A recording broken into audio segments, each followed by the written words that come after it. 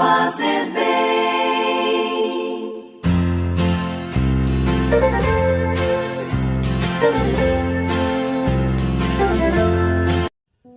Caríssimos irmãos em Cristo Jesus, que a graça e a paz do Senhor esteja com todos.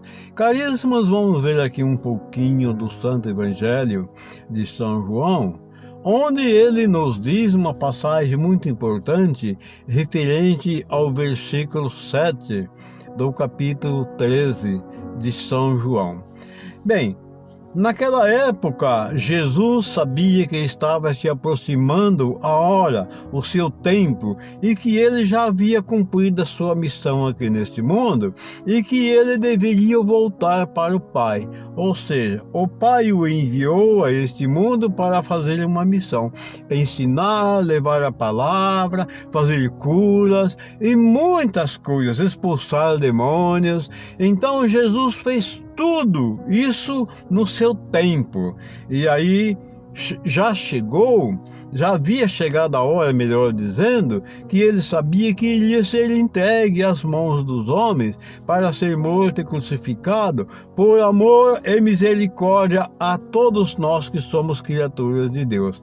E aí, antes que isso acontecesse, ele tomou uma toalha, a palavra nos diz, cingiu em sua cintura, pegou uma água com bacia e lavou os pés dos discípulos. Chegando a vez de Pedro, Pedro disse: Senhor, não, eu não quero que o Senhor lave meus pés. Jesus falou para ele: se eu não lavar os teus pés, não fará parte comigo. E aí ele disse: não, então, já que é assim, então lava não só meus pés, como minhas mãos e minha cabeça. Jesus respondeu para ele que eles já estavam banhados, que não havia mais necessidade de lavar o corpo todo, e sim somente os pés. Aí Pedro falou: não, mas eu queria que o Senhor fizesse. Aí Jesus falou para ele que não teria parte se ele não fizesse, não lavasse os pés de Pedro também, que já havia lavado os pés dos outros. Aí Jesus disse para ele, bem assim: vós sabeis o que eu estou fazendo com vocês? Vocês não sabeis o que eu estou fazendo com vocês e o porquê. Mas com o tempo vocês compreenderão o que eu estou fazendo. Dei-vos o exemplo para que vocês também façam da mesma forma. Lavem os pés uns dos outros. Bem, o que nós podemos deduzir com essas palavras que o Senhor nos disse aqui no versículo 7, onde Jesus respondeu: vocês não compreendem agora o que estou fazendo, mais tarde vocês entenderão.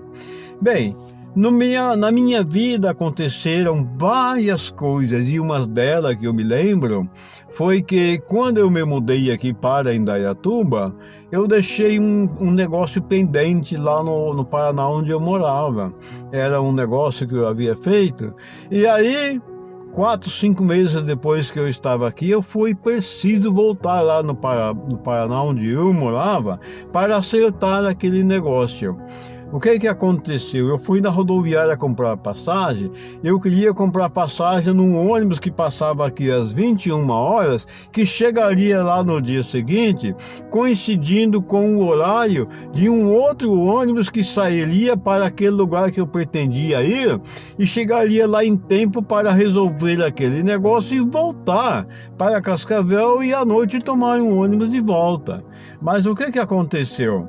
Eu chego na rodoviária, aquele ônibus, daquele horário das 21 horas, não tinha mais disponibilidade de passagem, porque já havia vendido todos os lugares. Aí eu fiquei ali, triste, aborrecido, né? Caramba, mas eu criei nesse horário, eu vou chegar lá tarde, eu não vou conseguir fazer aqui isso aí, vou ter que demorar um dia a mais lá. E aí, como eu precisava ir, eu comprei a passagem para 1 hora depois, 22 horas. Tudo bem, aí o que aconteceu? Eu peguei aquele ônibus às 22 horas e fui. Uns 100 e poucos quilômetros distante daqui, já de percurso de viagem. aquele primeiro ônibus das 21 horas que saiu daqui estava parado na beira da pista com os pneus dianteiros estourados.